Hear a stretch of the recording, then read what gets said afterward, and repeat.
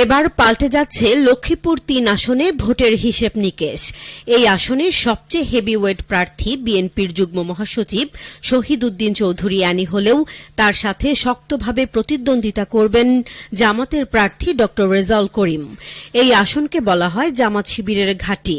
তবে এই ঘাঁটিতে জামাতের আরও এত বেশি প্রভাব বৃদ্ধি পেয়েছে যা গত ৬ মাস আগেও সেই অনুকূলে ছিল না।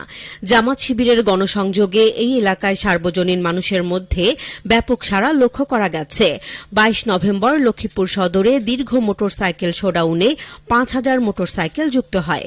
এর সঙ্গে যোগ দেয় সাধারণ মানুষও, যা এখন লক্ষ্মীপুরে সাধারণ মানুষের মধ্যে সবচেয়ে বেশি আলোচনার কেন্দ্রবিন্দু। বিএনপির অ্যানি চৌধুরী চাইলেও এত বড় জনসমাগম করতে পারবে না, আর এই বিষয়টি তার জন্য এখন সবচেয়ে আতঙ্কের এবং উদ্বেগের।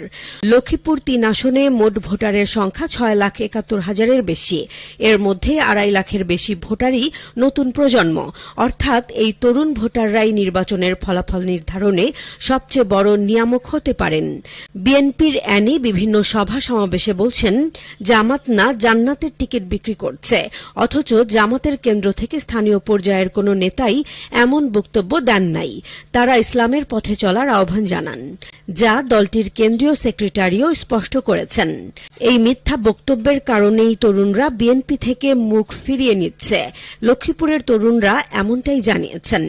বিএনপির এসব বক্তব্য জামাতের প্রার্থী ড রেজাউল করিমের জন্য একটা সম্ভাবনাময় দিক বলেও জানিয়েছে তরুণ প্রজন্ম।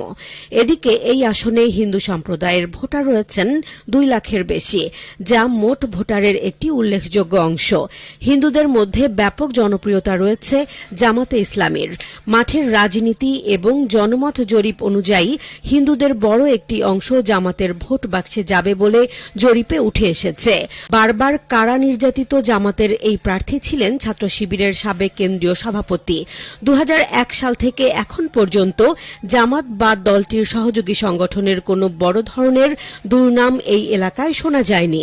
সব মিলিয়ে অতীতের নির্বাচন, বর্তমান ভোটার জনমত এবং মাঠের রাজনীতির গতি প্রকৃতি বিশ্লেষণ করলে দেখা যাচ্ছে কারা নির্যাতিত শিবিরের সাবেক কেন্দ্রীয় সভাপতি ড রেজাউল করিম এই আসনে সবচেয়ে বেশি এগিয়ে আছে। এই আসনে আপনি কাকে চান, বিএনপির অ্যানি চৌধুরী নাকি ড রেজাউল করিম? জানাতে পারেন কমেন্টে।